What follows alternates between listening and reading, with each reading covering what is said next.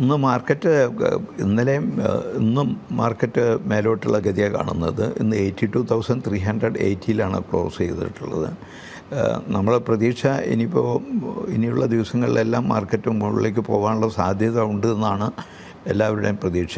അപ്പോൾ ഞാൻ കഴിഞ്ഞ ആഴ്ചയും പറഞ്ഞിരുന്നു, മാർക്കറ്റ് ഉയർന്നു നിൽക്കുമ്പോഴും താഴ്ന്നിരിക്കുമ്പോഴും ഒരു ഇൻവെസ്റ്ററെ സംബന്ധിച്ച് രണ്ടും ഓപ്പർച്യൂണിറ്റിയാണ്.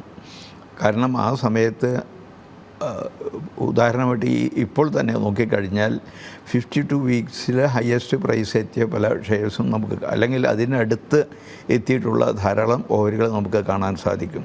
അങ്ങനെയുള്ള ഓഹരികൾ വിൽക്കാനുള്ള ഒരു അവസരമായിട്ട് വേണം നമ്മൾ കാണാൻ. പലരും വിൽക്കുന്നും ഉണ്ട് അങ്ങനെയുള്ള സന്ദർഭങ്ങളിൽ. അതേ സമയത്ത് മാർക്കറ്റ് കുറഞ്ഞിരിക്കുമ്പോൾ ലോവസ്റ്റ് പ്രൈസിനോട് സമീപത്തുള്ള പ്രൈസിലുള്ള ധാരാളം ഓഹരികൾ നമുക്ക് കാണാൻ സാധിക്കും. അത് വാങ്ങിക്കാനുള്ള അവസരം കൂടിയാണ്. അപ്പോൾ ഈ രണ്ട് അവസരങ്ങളും ഉപയോഗപ്പെടുത്തുവാൻ നമ്മൾ തയ്യാറായി കഴിഞ്ഞാൽ മാത്രമേ നമുക്ക് ഇൻവെസ്റ്റ്മെൻറ്റ് കൊണ്ട് ലാഭം കൊയ്യുവാൻ സാധിക്കൂ. കഴിഞ്ഞ ആഴ്ച നമ്മുടെ ഒരു സുഹൃത്ത് വളരെ വിശദമായിട്ട് അദ്ദേഹത്തിൻ്റെ പേഴ്സണലായിട്ടുള്ള അനുഭവങ്ങൾ പങ്കുവെക്കുകയുണ്ടായി. അദ്ദേഹം ചെയ്ത സ്ട്രാറ്റജി, അദ്ദേഹം ധാരാളം ഇൻവെസ്റ്റ് ചെയ്യുകയും ചെയ്തിരുന്നു, ആ സമയത്ത് ധാരാളം പ്രോഫിറ്റ് ബുക്ക് ചെയ്യുകയും ചെയ്തിരുന്നു. തൽഫലമായാണ് പല സുഹൃത്തുക്കളും പറഞ്ഞത് വിശ്വസിക്കാൻ പോലും സാധിക്കുന്നില്ല അദ്ദേഹം പറഞ്ഞ കാര്യങ്ങൾ എന്നാണ്. പക്ഷേ എന്നെ സംബന്ധിച്ച് അതിൻ്റെ പ്രൂഫ് മുഴുവൻ കയ്യിലുണ്ട്. അദ്ദേഹം പറഞ്ഞതെല്ലാം 100% ശരിയാണെന്നുള്ളത് നമ്മളറിയുന്ന കാര്യമാണ്. കാരണം അദ്ദേഹത്തിൻ്റെ ഞങ്ങളത് സ്ഥാപനമായിട്ട് ചെയ്യുന്നതുകൊണ്ട് നമുക്കറിയാം എത്രത്തോളം അദ്ദേഹത്തിന് ബെനിഫിറ്റ് ഉണ്ടാക്കാൻ സാധിച്ചു എന്ന്. ഇങ്ങനെയുള്ള നിരവധി ആളുകൾ UAE-യിലും മറ്റുള്ള സ്ഥലങ്ങളിലുമായിട്ടുണ്ട്. കഴിഞ്ഞ 32 വർഷം നിങ്ങൾക്കറിയാം, ഞാൻ റേഡിയോയിൽ സംസാരിച്ചു കൊണ്ടിരുന്നു ഇതേ വിഷയം. അതേസമയത്ത് NTV-യിൽ തുടങ്ങിയിട്ട് ഏകദേശം 18 വർഷത്തോളമായി. അപ്പോൾ ഈ കാലങ്ങളിൽ മുഴുവൻ ആളുകൾക്ക് എങ്ങനെ എല്ലാവർക്കും, എല്ലാ തരത്തിലുള്ള വരുമാനമുള്ളവർക്കും വേണമെങ്കിൽ സമ്പാദിക്കാൻ സാധിക്കും, അത് നിക്ഷേപമാക്കി മാറ്റാൻ സാധിക്കും. തൽഫലമായിട്ട് നാട്ടിലേക്ക് തിരിച്ചു പോയി കഴിഞ്ഞാൽ സസന്തോഷം ജീവിക്കാനുള്ള ഒരു വരുമാന മാർഗം ഉണ്ടായിത്തീരും എന്നുള്ളതിനെപ്പറ്റി ആവർത്തിച്ചു കൊണ്ടേ ഇരിക്കുകയാണ് എത്ര കാലമായിട്ട്. 4 കാര്യമാണ് ഊന്നൽ നൽകിക്കൊണ്ട് നമ്മൾ പറയാറുള്ളത്. ഒന്ന്, സാമ്പത്തികമായിട്ടുള്ള പ്ലാനിങ്, ഫിനാൻഷ്യൽ പ്ലാനിങ് എന്നുള്ളത്. രണ്ടാമത്, ഫിനാൻഷ്യൽ ഡിസിപ്ലിൻ. പണം എല്ലാവർക്കും വരുന്നുണ്ട്. ഇന്നലെ എൻ്റെ അടുത്തൊരു സുഹൃത്ത് ഈ പ്രോഗ്രാം കേട്ടതിന്, കഴിഞ്ഞ ആഴ്ചത്തെ പ്രോഗ്രാം കേട്ടതിന് ശേഷം അദ്ദേഹം എൻ്റെ അടുത്ത് വന്നു. അദ്ദേഹം 20 വർഷത്തിൽ കൂടുതൽ ദുബായ് ഗവൺമെൻറ്റിൻ്റെ ഒരു പ്രമുഖ സ്ഥാപനത്തിൽ വർക്ക് ചെയ്യുകയാണ്. വളരെ നല്ല ശമ്പളമുണ്ട്. പക്ഷേ അതെല്ലാം ആയിട്ടും അദ്ദേഹത്തിന് നാട്ടിൽ പോയി കഴിഞ്ഞാൽ ഒരു വരുമാന മാർഗം ഇല്ല എന്ന വസ്തുതയാണ് എനിക്ക് കാണുവാൻ സാധിച്ചത്. അദ്ദേഹത്തിനോട് സംസാരിച്ച് കഴിഞ്ഞപ്പോൾ അദ്ദേഹം എന്നോട് ഉറപ്പിച്ചു പറഞ്ഞു, ഞാൻ 5000 ദിർഹം ഇനിമേലിൽ ഇൻവെസ്റ്റ് ചെയ്യാം. ഞാൻ പറഞ്ഞു, ഒന്നും തന്നെ ഭയപ്പെടേണ്ട. 5000 അദ്ദേഹത്തിന് ഇൻവെസ്റ്റ് ചെയ്യാൻ സാധിക്കുന്നുണ്ടെങ്കിൽ അദ്ദേഹം ഒരു 8 വർഷം കഴിഞ്ഞാലാണ് നാട്ടിലേക്ക് തിരിച്ചു പോകാൻ പ്ലാൻ ചെയ്തിട്ടുള്ളത്.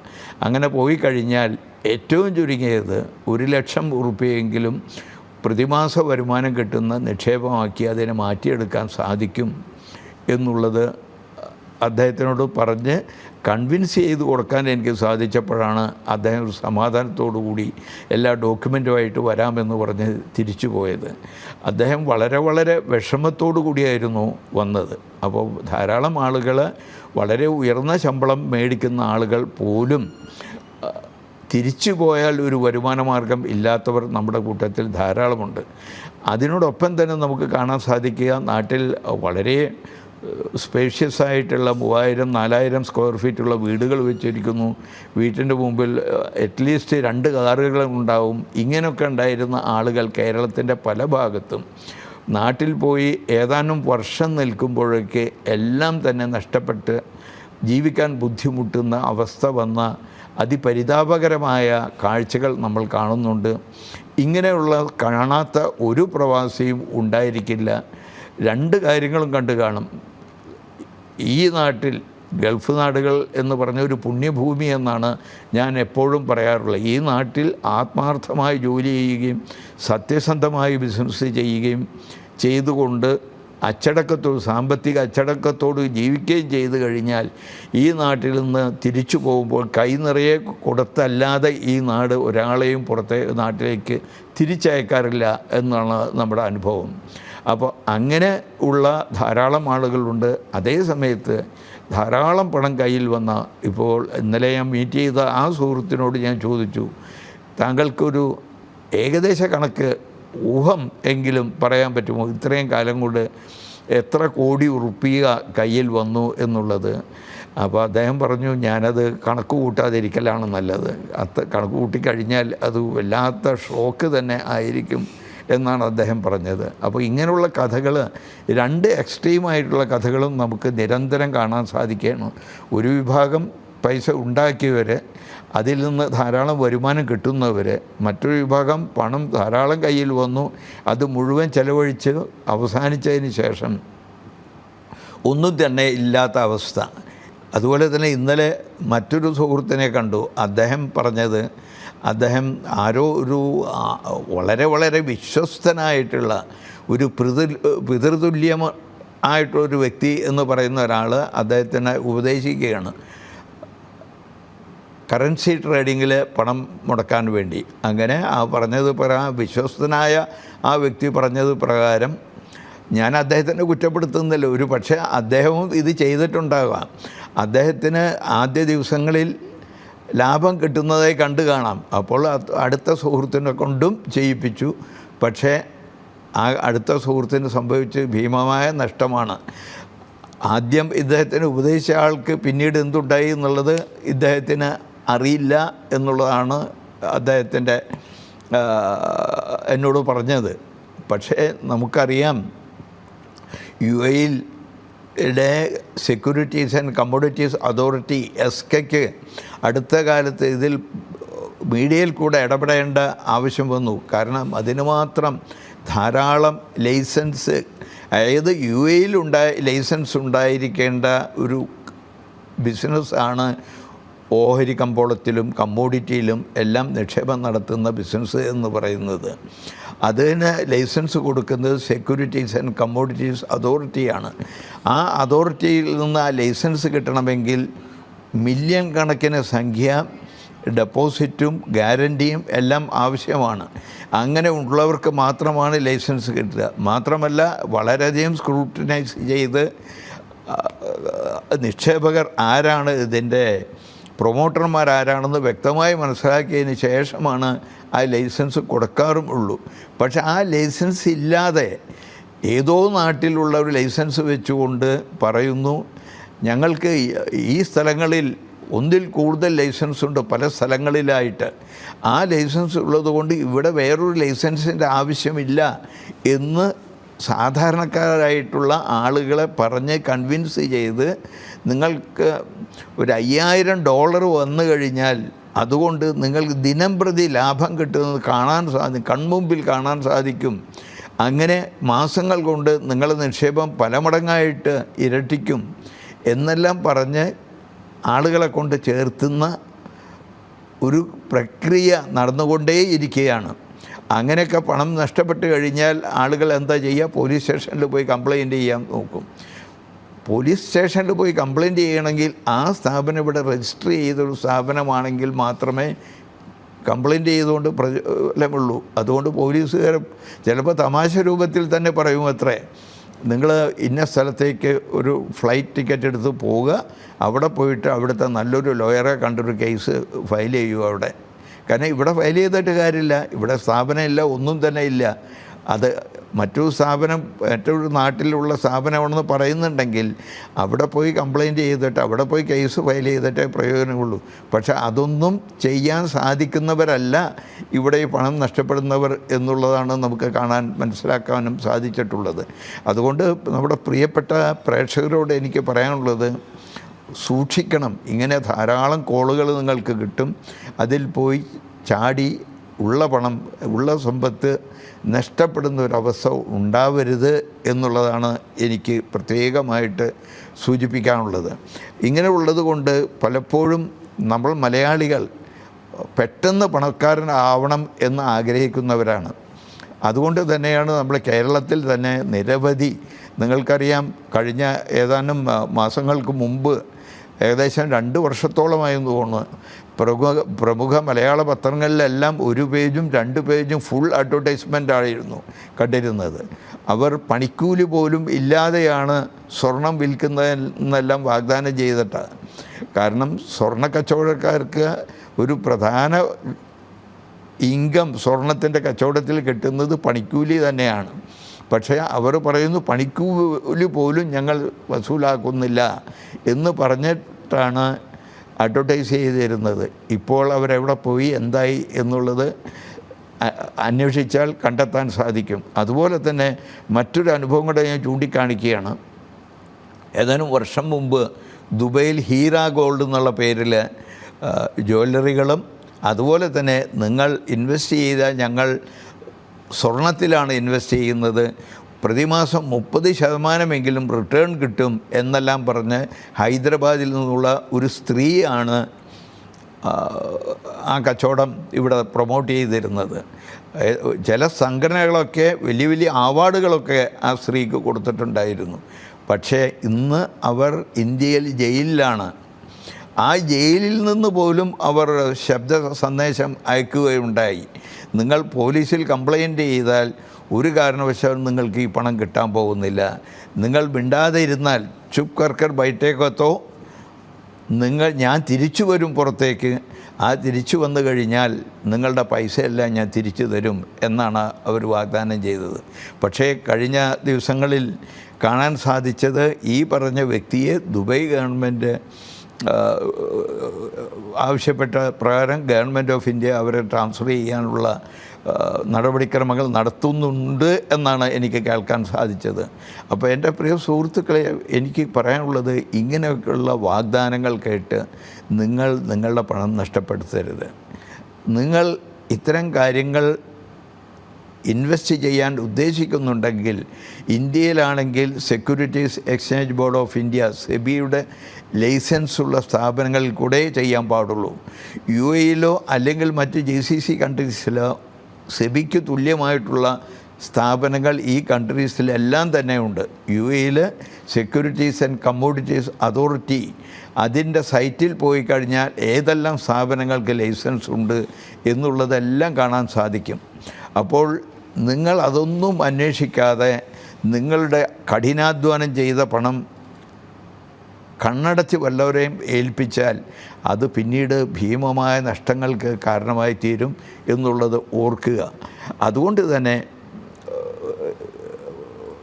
നിരന്തരം എത്രയോ തവണ, ഒരു മാസത്തിൽ ഒരിക്കലെങ്കിലും ഈ വിഷയം ഓർമ്മിപ്പിക്കാതിരിക്കുന്നില്ല ഞങ്ങൾ. എന്നിട്ട് പോലും ഇതെല്ലാം കേട്ട് പിന്നീട് പെട്ടെന്ന് പണക്കാരനാവാം, അവിശ്വസനീയമായ തരത്തിലുള്ള ആദായം ലഭിക്കും എന്നൊക്കെ പറയുമ്പോൾ നമ്മൾ ചെയ്യുന്നത്, നമ്മുടെ സുഹൃത്തുക്കൾ ചെയ്യുന്നത്, ക്രെഡിറ്റ് കാർഡിൻ്റെ എല്ലാ രേഖകളും അവർക്ക് കൊടുക്കുന്നു.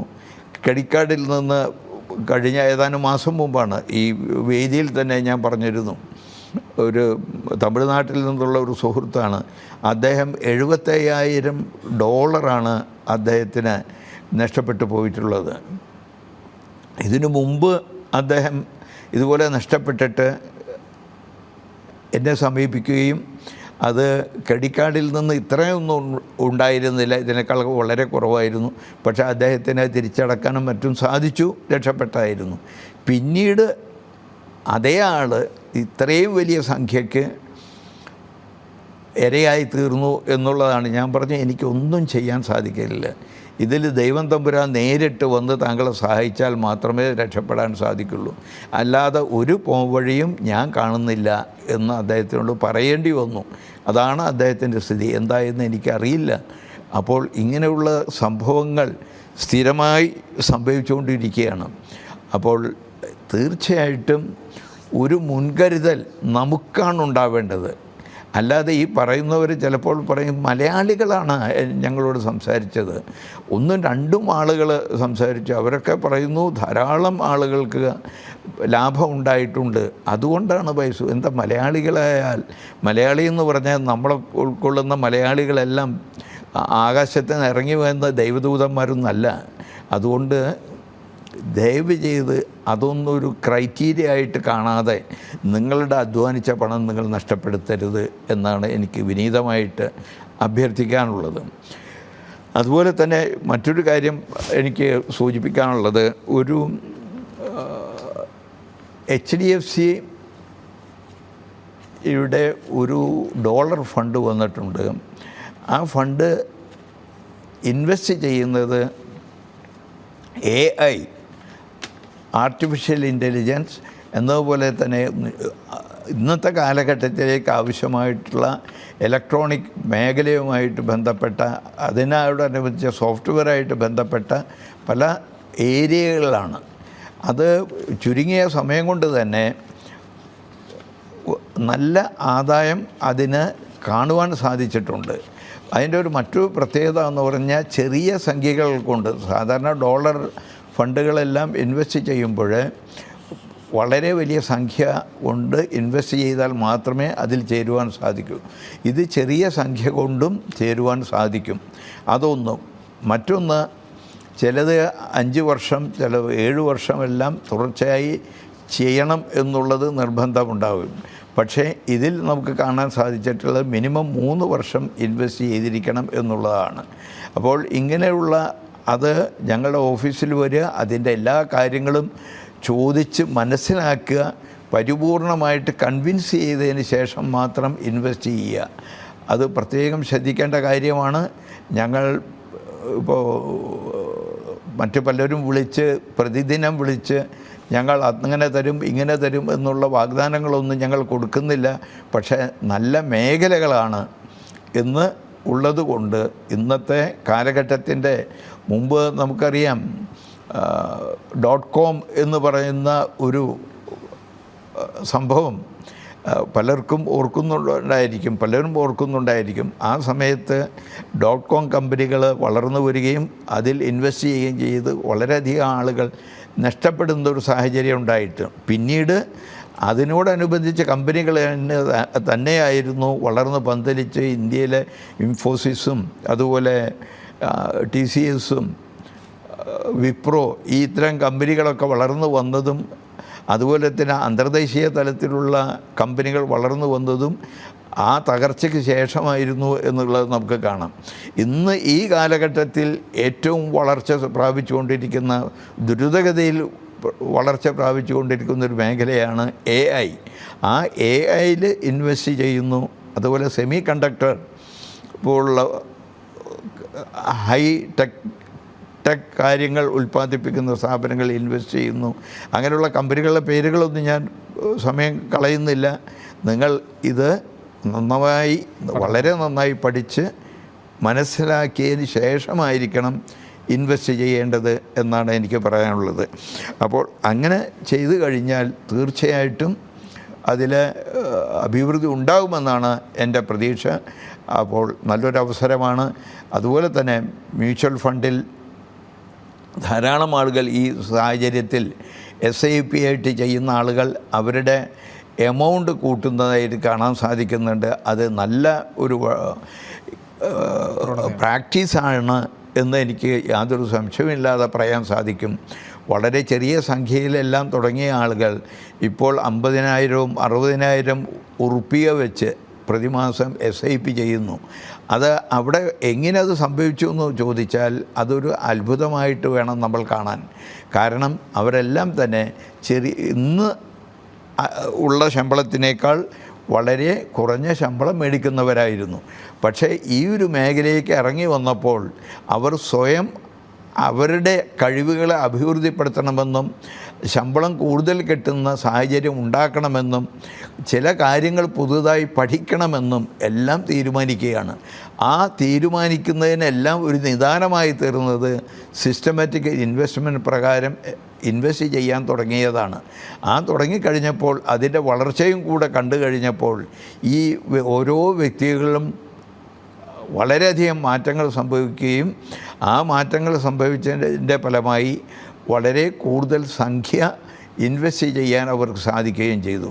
അതിനോടൊപ്പം അവരിൽ ഉണ്ടായിത്തീർന്നത് ധാരാളം അനാവശ്യമായ കാര്യങ്ങൾക്ക് പണം ചെലവാക്കിയിരുന്ന വ്യക്തികൾ സാമ്പത്തികമായിട്ടുള്ള ക്രയവിക്രയം ചെയ്യുന്നതിൽ വളരെ അധികം കണിശം ഉള്ളവരായി തീർന്നു.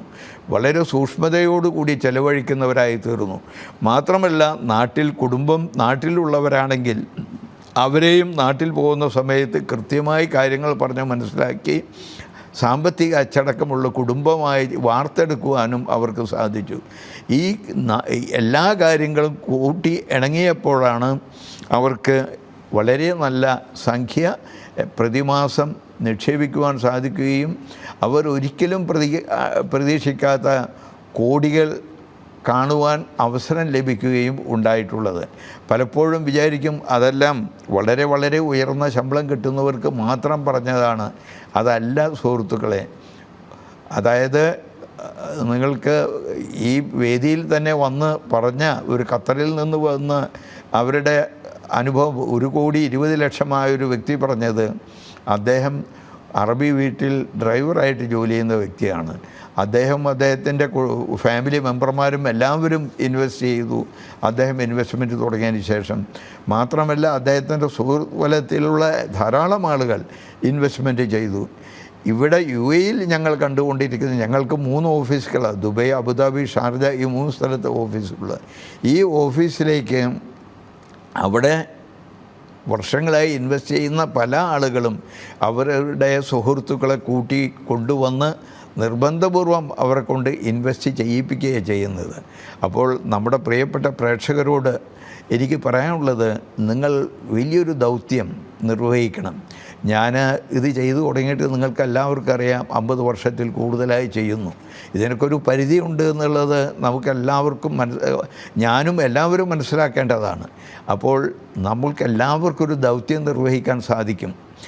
അനുഭവസ്ഥരായിട്ടുള്ള എൻ്റെ പ്രിയപ്പെട്ട എല്ലാ പ്രേക്ഷകരും ചെയ്യേണ്ടത്, നിങ്ങളാൽ കഴിയുന്ന നിങ്ങളെ സഹപ്രവർത്തകരുണ്ടാവും, സുഹൃത്തുക്കളുണ്ടാവും, ബന്ധുക്കളുണ്ടാവും, അതുപോലെ തന്നെ പ്രാദേശിക കൂട്ടായ്മകളിലും മറ്റു സംഘടനകളിലും നിങ്ങൾ മെമ്പർമാരായിരിക്കും.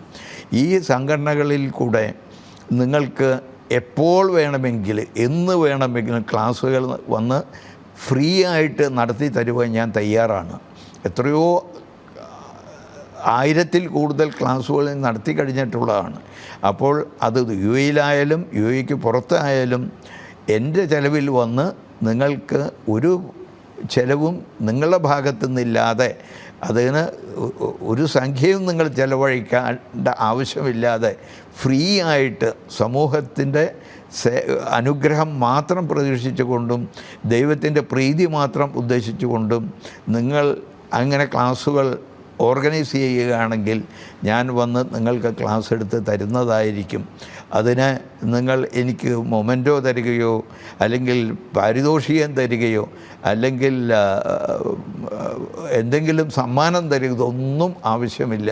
ഇതെല്ലാം ഫ്രീ ആയിട്ട് ചെയ്യുന്ന കാര്യമാണ്.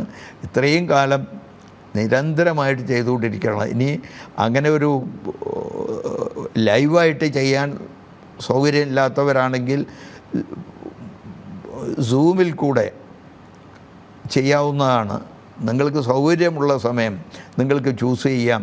മാത്രമല്ല അത് റെക്കോർഡ് ചെയ്ത് നിങ്ങളുടെ ഗ്രൂപ്പിൻ്റെ ഫേസ്ബുക്കും അങ്ങനെയുള്ള ഗ്രൂപ്പുകളുണ്ടായിരിക്കും, അതിലെല്ലാം പോസ്റ്റ് ചെയ്ത് കഴിഞ്ഞാൽ പിന്നീട് എപ്പോൾ വേണമെങ്കിലും നമ്മുടെ പ്രിയപ്പെട്ട സുഹൃത്തുക്കൾക്ക് കാണുവാനും കേൾക്കുവാനും കാര്യങ്ങൾ കൂടുതൽ ഗ്രഹിക്കാനും സാധിക്കും. ഇങ്ങനെയുള്ള അവസരങ്ങളെല്ലാം ഉണ്ട്. അത് ഉപയോഗപ്പെടുത്തണമെന്ന് വിനീതമായി അപേക്ഷിച്ചുകൊണ്ട് ഞാൻ എൻ്റെ ഇന്നത്തെ പ്രോഗ്രാം ഇവിടെ പര്യവസാനിപ്പിക്കുകയാണ്.